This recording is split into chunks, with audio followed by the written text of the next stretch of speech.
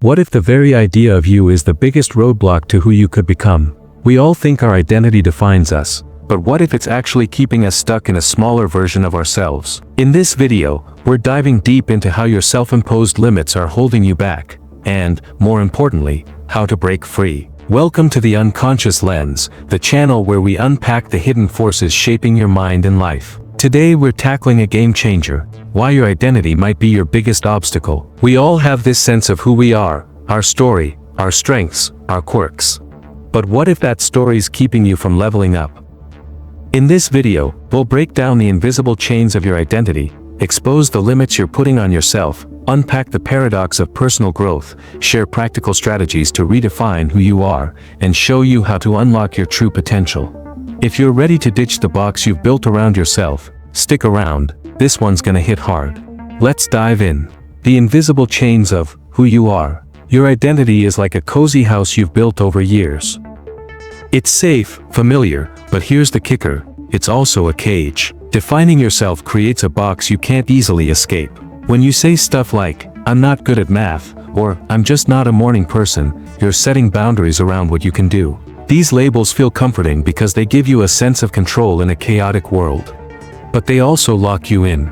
Psychologists call this identity foreclosure, when you commit to a version of yourself too soon and stop exploring. Think about it. If you're not a public speaker, you'll dodge that work presentation, even if it could land you a promotion. That cozy cage keeps you safe, but it's also holding you back from bigger things. Now, let's talk about how your past shapes your future limits. Your identity is often tied to what you've done before, your wins, your losses, your high school nicknames. If you were the class brain, you might avoid risks that could make you look less than perfect. Or if you've always been the single one, you might shy away from dating, expecting failure.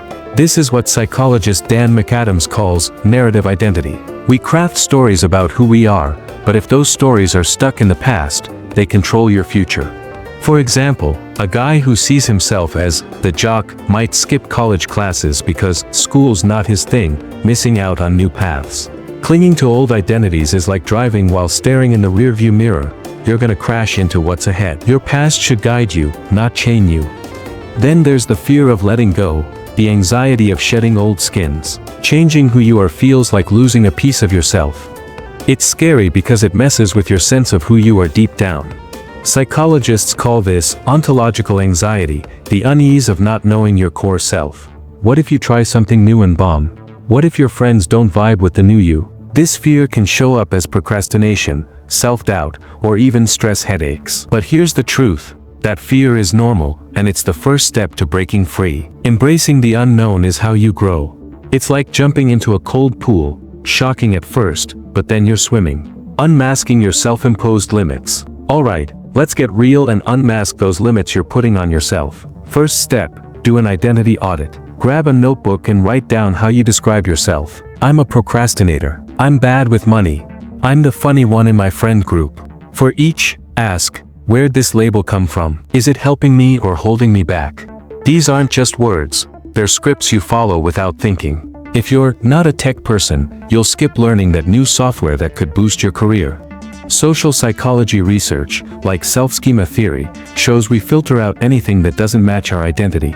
So, if you're the shy one, you ignore times you were bold. Auditing these labels shines a light on what's quietly running your life. Next, look beyond your comfort zone.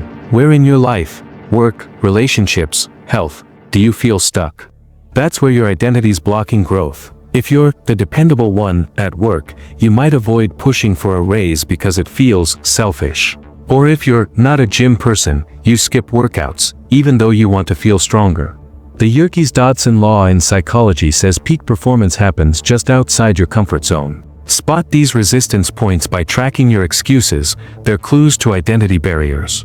Challenge them with small steps, like signing up for a single yoga class if you're not athletic. Those small wins stack up. Let's ground this with some real-world examples. In your career, imagine someone who sees themselves as just an assistant. They won't pitch big ideas because that's for the bosses, missing out on promotions. Look at someone like Sarah Blakely. She went from selling fax machines to founding Spanx by refusing to stay just a salesperson. In relationships, if you're the caretaker, you might always put others first, leading to burnout or one-sided connections. Health-wise, calling yourself a stress eater can justify late-night pizza binges, tanking your energy and confidence. A 2019 study in the Journal of Personality and Social Psychology found that fixed identities are linked to higher stress and lower adaptability. One label can ripple out, holding you back in ways you don't even see. The paradox of personal growth. Here's where it gets wild. Personal growth is a paradox. To grow, you've got to let go of what feels like you. First, embrace fluidity. Becoming is way more powerful than being. Being is static. I'm a teacher, I'm a failure. Becoming is dynamic, always evolving. Think of it like a river, always flowing, never fixed. Ancient philosopher Heraclitus said, "You can't step into the same river twice." In modern life, fluidity lets you pivot. New job, new city, new you. Take someone like Taylor Swift, who went from country star to pop icon to indie artist. She didn't cling to one identity, she evolved. For you, fluidity means seeing yourself as a work in progress, not a finished product. That mindset makes you unstoppable. Then, harness the power of not yet. Psychologist Carol Dweck's growth mindset research is key here. A fixed mindset says, "I'm bad at this." A growth mindset says, "I'm not good at this yet." That one word changes everything. Struggling with public speaking? You're not a bad speaker, you're just not skilled yet. Studies show people with a growth mindset stick with challenges longer and achieve more. Swap "I can't" for "I can't yet," and you'll start seeing possibilities everywhere. Finally, deconstruct your ego. Your ego ties your worth to your identity. I'm only valuable if I'm successful. But that makes every failure a gut punch. Separate your actions from your worth. You're not your job, your mistakes, or your Instagram likes. Mindfulness practices, like those in Eckhart Tolle's The Power of Now, help you observe your thoughts without letting them define you. When you detach, you're free to take risks without your self-worth on the line. The paradox: letting go of ego makes you more authentic, not less. Strategies for redefining yourself. Now, let's get to the how-to. First, adopt a beginner's mind. In Zen Buddhism, Shoshin means approaching things like you're seeing them for the first time. Drop your preconceived notions. Want to try painting? Forget, "I'm not artistic," just grab a brush. Cognitive science shows a beginner's mind sparks creativity by breaking mental habits. Before any new challenge, ask, "What if I had no baggage here?" It's like hitting reset on your brain. Second, use intentional exposure. Step into experiences that challenge how you see yourself. If you're not a risk taker, sign up for a stand-up comedy open mic. It's like exposure therapy for your identity.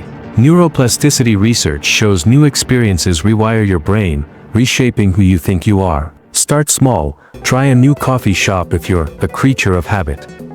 Then scale up, like taking a coding bootcamp if you're not techie. James Clear's Atomic Habits says your environment shapes your identity, new experiences rewrite your story.